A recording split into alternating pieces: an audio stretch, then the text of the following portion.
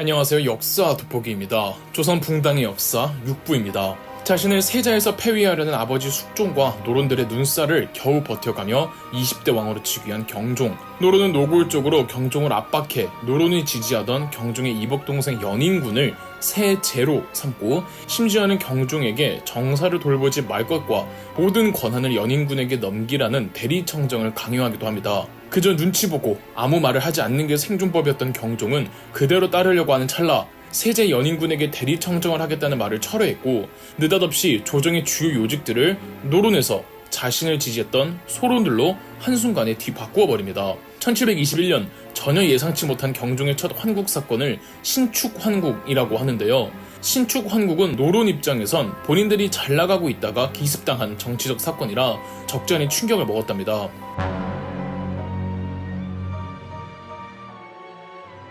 이듬해 1722년에는 경종이 더 큰 반격을 했습니다. 목호룡이라고 풍수지리에 대해 아는 게 많아서 세제 연인군의 어머니인 숙빈 최씨의 무덤 자리를 알아봐주면서 세제 연인군과 연을 맺었고, 노론 계열 쪽 사람들과도 가까이 지냈습니다. 그랬는데 노론 쪽 사람들이 어느샌가 목호룡이 신분도 낮고 믿을만한 사람은 못 된다며 멀리하자 여기에 감정이 상했는지 목호룡이 노론 쪽 사람들의 자제들이 경종을 죽이려고 했다는 고변을 터뜨린 겁니다. 진짜인지 가짜인지는 모르겠으나 나름 목호룡의 고변은 알레바이가 탄탄했고, 모함이라고 하기엔 설득력 있는 증거들이 나오기도 하고, 또 고문 자백이긴 하지만 고문을 받던 노론 신하들이 사실을 인정해버린 겁니다. 경종은 연루된 노론 신하들을 숙청하며 피해 복수를 일으켰습니다. 노론의 핵심 거두 당대표들 4명을 모조리 사약에 내려 죽였고, 그 외 20명이 사형당했으며 30명 정도가 고문을 받다가 사망했고, 무려 100명 가까이가 유배를 가게 됩니다. 이 사건을 이민년에 일어났다고 해서 이민옥사라고 하는데,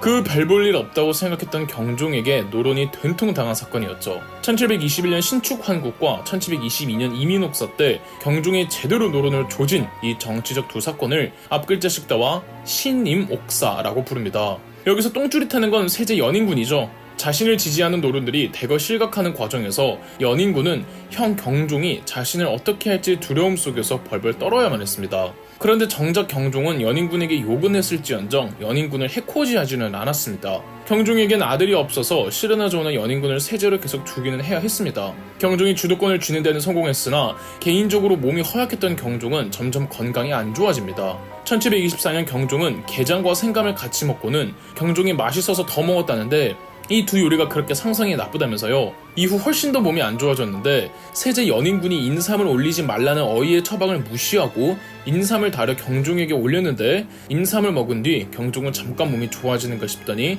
얼마 안 가 죽어버립니다. 그렇게 세제 연인군이 조선의 21대 왕으로 즉위하니 바로 영조였습니다.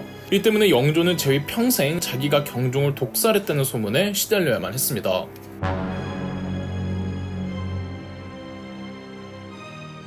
영조는 노론이 만들어준 왕이나 다름없습니다.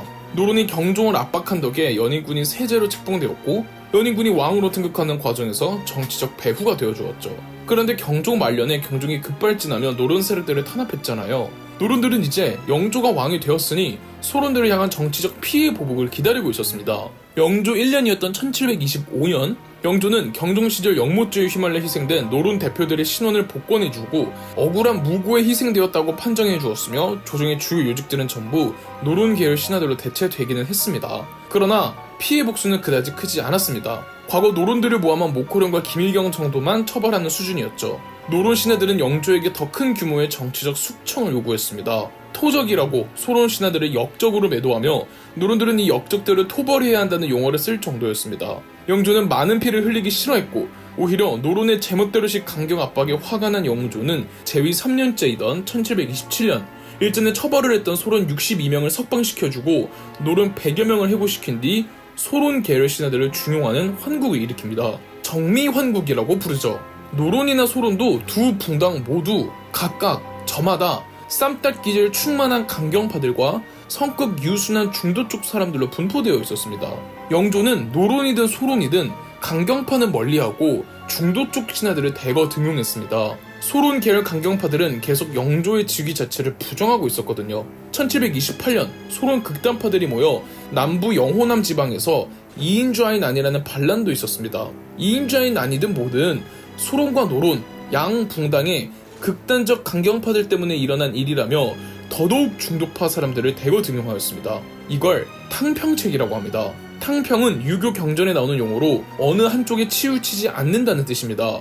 즉 탕평책은 영조가 더 이상 어느 한 특정 붕당을 밀어주지 않고 양 붕당의 중도파들을 골고루 임용하고 등용하여 세력 균형과 안정적인 정국을 만들겠다는 정치 구성이었죠. 그래도 영조는 노론들이 올려준 왕이잖아요.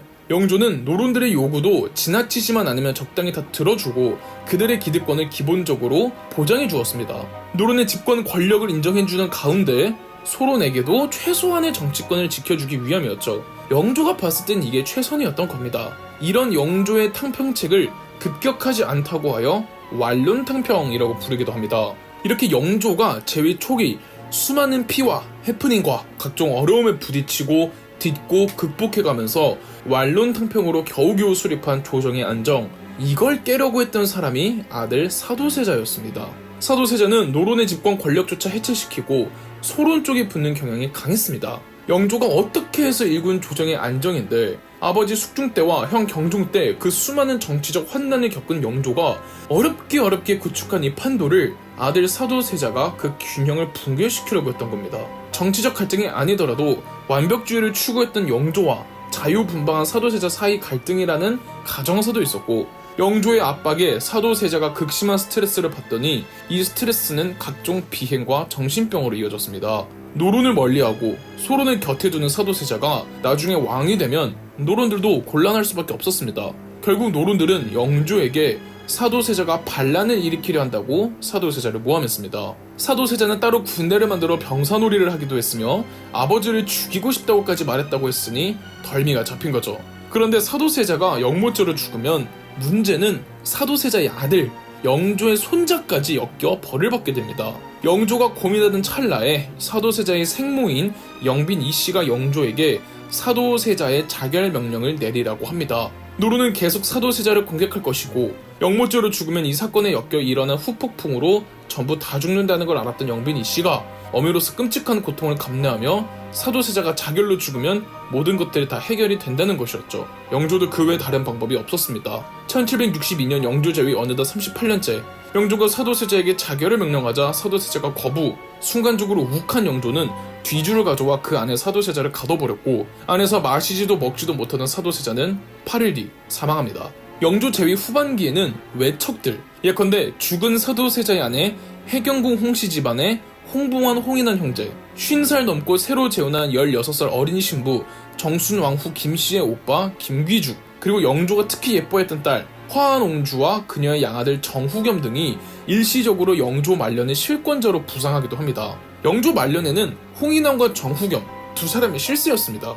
특히 홍인환은 죽은 사도세자의 아들 새 손의 보호자를 자처하며 권력의 정당성을 얻어냈지만 정작 세손은 이 가문을 그다지 좋아하지 않았습니다. 홍씨 집안은 자기 아버지 사도세자를 희생양으로 삼아 가문의 기득권을 이어나갈 수 있다고 생각했던 거죠.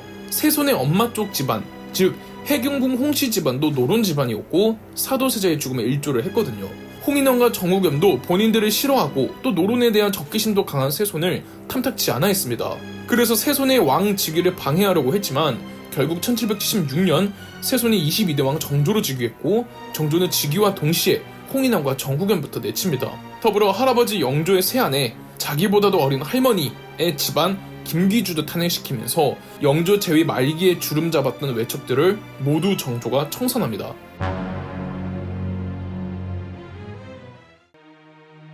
정조에게는 오른팔이 있었습니다. 다름 아닌 홍구경이었죠. 홍구경은 정조가 세손 시절 세손 교육기관의 직원으로 처음 만나게 되었는데, 정조는 누구보다 홍구경을 총애했으며 심지어는 세상 사람들은 홍구경더러 정조의 날개라고까지 표현했습니다. 정조 즉위 후 홍구경은 정조의 비서실장으로 5년간이나 일하며 궁궐 호위까지 담당했습니다. 심지어는 홍구경의 여동생을 후궁으로 삼을 정도로 홍구경의 위세는 실로 막강했습니다. 그러나 후궁이 된 자기 여동생이 죽고 자꾸만 정조와 정조의 왕비 효의 왕후를 능멸하고 선을 넘는 행위가 지속이 되자 정조는 홍구경에게 최대한의 자해를 베풀어 스스로 물러날 수 있는 기회를 주었고 홍구경은 33살의 나이로 지방에서 쓸쓸하게 사망합니다. 만약 정조가 제위 초반부터 노론들에게 아버지 복수를 했으면 그에 따른 부작용도 컸을 겁니다. 그런데 자기 최측근 홍구경을 제거하면서 그나마 정조도 무작정 칼부림만 쳐대는 왕은 아님을 설파할 수가 있었죠. 정조의 기본적인 정치 이념도 할아버지 영조처럼 어떤 붕당에도 치우치지 않는 탕평책을 고수했습니다. 그러나 정조가 표방했던 탕평책은 영조의 탕평책보다 더 급격했습니다. 영조의 탕평책은 완론 탕평이라고 집권 여당, 노론의 기득권을 보장해주는 가운데 그래도 노론 내 중도 쪽을 많이 등용하면서 소론 내 중도 쪽도 같이 등용하는 형태였죠. 그러나 정조의 탕평은 준론 탕평이라고 정조가 개인적으로 친한 의리에 기반하여 측근들을 등용하겠다는 것이었습니다. 여기서 정조에게 의리를 지킨 사람들이라 함은 대부분 노론이 아니었고 그 중엔 소론뿐 아니라 이미 정치 일선에서 밀려나 있던 남인들도 포함되어 있었습니다. 대표적인 예로 조정 대부분이 노론으로 가득 찬 가운데 유일하게 비주류 남인 붕당 출신으로 최고위 관직까지 올라갔던 채제공이라는 신하였죠. 더불어 노론의 기득권도 보장해주고 싶지 않아 했습니다. 정조는. 그런데 무작정 피해 숙청만이 답은 아니죠. 정조는 노론 내 일부를 자기 세력으로 포섭하기로 합니다. 이로 인해 노론은 정조에게 포섭당한 시파와 포섭당하지 않은 벽파로 이 두 붕당으로 다시 나뉘어버립니다. 그러면 그 강한 노론도 둘로 쪼개지니 위세가 약해졌겠죠. 이런 정조의 급격한 탕평책을 줄론 탕평이라고 합니다. 이로써 붕당의 마지막 대결 구도는 노론 벽파 대 노론 시파였는데 그 마지막 결말은 7부에서 끝마치도록 하겠습니다. 그럼 역사 돋보기였습니다. 영상 재미있으셨다면 구독과 좋아요, 알림 설정까지 해주시면 감사드리겠습니다.